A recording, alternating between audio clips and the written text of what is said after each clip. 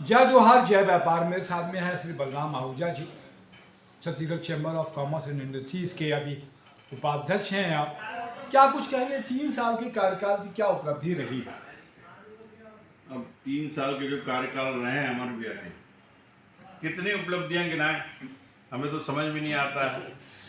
और जो लोग कहते हैं कि क्या किए हैं, अगर क्या कुछ नहीं किए तो फिर डरते क्यों हैं? जी चुनाव कराए ना, जी चुनाव से पता पड़ जाएगा कि उन्होंने क्या किया है।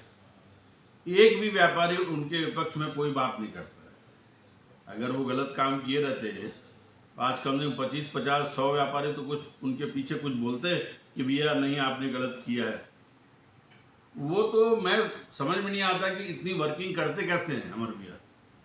कभी भी फोन करो ये काम है, आधे घंटे में उसकी रिप्लाई मिल जाती है कि आपको इस समस्या का ऐसा हल होगा। किसी भी प्रकार के लिए, कॉरिडोर के लिए लो, चाहे किसी जीएसटी के लिए, किसी भी समस्या हो, किसी का कहीं गाड़ी का कोई चालान हो गया, छोटी सी छोटी समस्या, हमने उनको कई बार आजमाया। तो एक फ़ोन कर दे, अमर भैया यहाँ ये समस्या हो गई है, आप कहाँ बैठे हो, कौन ऑफिसर है, आप आधे घंटे में आपको समस्या का हल करता हूँ।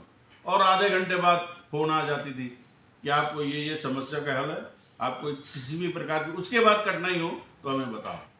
किसी प्रकार का उन्होंने मतलब कोई न घमंड है, इतने सरल स्वभाव के अमर परवानी जी।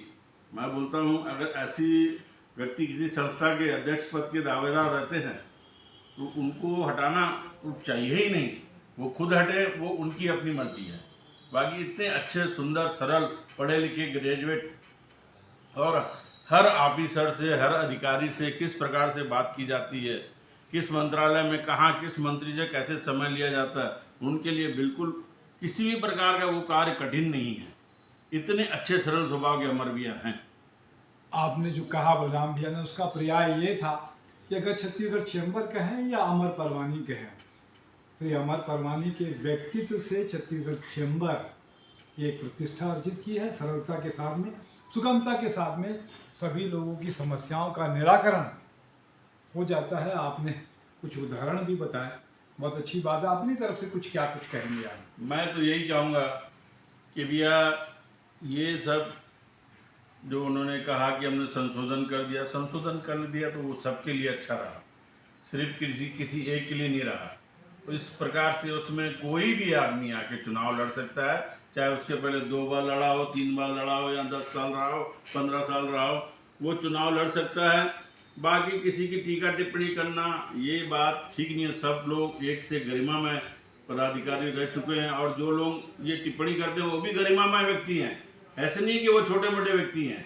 उनको तो इस प्रकार का स्वागत करना चाहिए और सामने आके चुनाव लड़ के जीतना चाहिए और बात करना चाहिए कि इसमें ये कमी थी, इसके कारण हम जीत गए या इसके कारण हम हार गए। वो वक्त बताएगा। मैं तो बोलता हूँ किसी भी प्रकार की चेंबर में टीका टिप्पणी न करें, प्रेम से जो कार्य होता है उसको किया जाए। ये पूरे व्यापारियों के लिए भले की बात है। व्यापारियों की मंशा यही है कि अगर चुनाव होता है तो